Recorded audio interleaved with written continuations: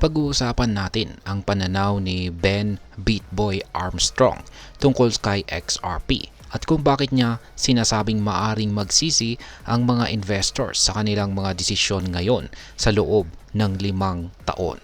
At ayan po ang siyang ating pag-uusapan sa video na ito. Pero bago po tayo magpatuloy ay nais ko lamang po munang bigyang linaw ang aking disclaimer kung saan ang nilalaman po ng video na ito ay hindi po ito isang financial advice. For education and information purposes lamang po ang layunin nito.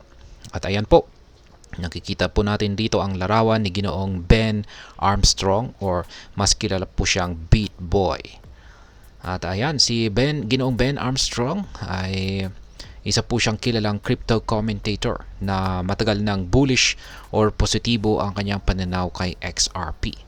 Sa isang kamakailang post sa X ng dating Twitter ay sinabi niya na sa loob ng 5 taon, ang mga investors na XRP ngayon ay maaring magsisi na hindi sila nag-accumulate ng mas maraming tokens.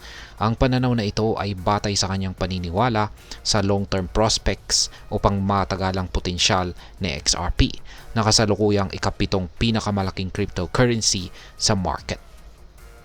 Sa kasalukuyan, si XRP ay nagtitrade po sa mga presyong 0.5393. Ayon po kay Ginoong Beatboy at sa iba pang optimistic market commentators, maaring tumaas ng malaki ang halaga ni XRP bago matapos ang dekada. Isa sa mga pangunahing dahilan ng kanyang optimism ay ang posibilidad ng introduction ng XRP ETF at ang inaasahang initial public offering or IPO ni Ripple. Nitong nakalipas po na buwan ng July 2023 ay sinabi po ni Ginoong Beatboy na maaring umabot ang halaga ni XRP sa presyong $15 o kahit hanggang $35. Depende ito sa timing ng Ripple IPO.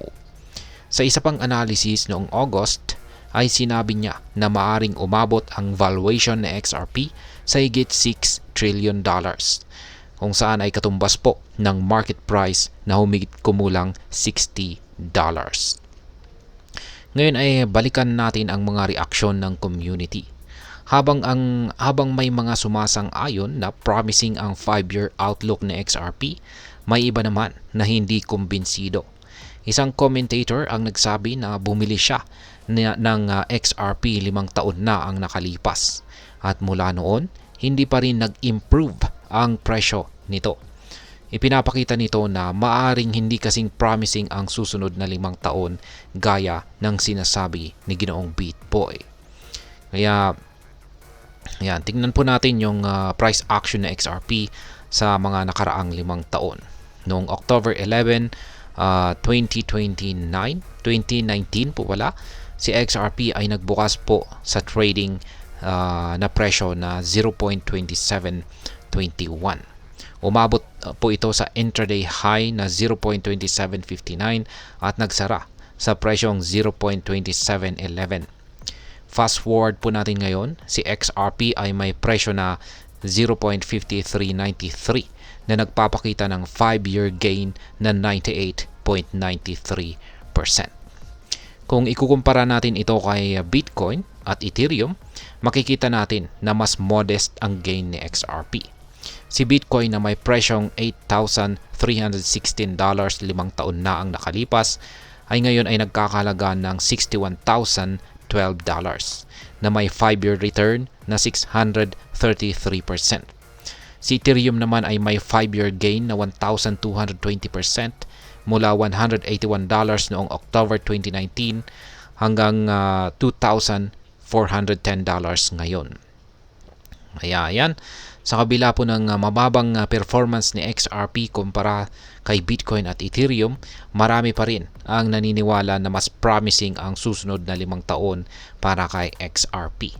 Ang mga factors tulad po ng XRP ETF at Ripple IPO ay maaaring magdala ng isang matinding paglago sa halaga ni XRP. Kaya, ano ang masasabi mo sa mga predictions dito ni Ginoong Beatboy? Sa tingin mo ba ay may potensyal si XRP na maabot ang mga mataas na targets nito? Yan, share na lamang po ninyo ang inyong mga opinion sa komento sa ibaba. At ayan, hanggang dito na lamang po tayo sa video na ito mga ka-crypto. Sana po ay inyong nagustuhan ang aking paliwanag sa video na ito. Kung inyo po itong nagustuhan, pakiclick lamang po ang like button nito. Para naman po sa mga bago lamang dito, kayo po ay aking inaanyayahan para mag-subscribe. Pakiclick na rin po ang bell icon nito dahil ito po ang siya magsisilbing notification nito sa mga bago kong videos na akin pong ina-upload sa aking YouTube channel na ito. Marami pong salamat sa panonood, ingat po tayo lagi at God bless po sa ating lahat.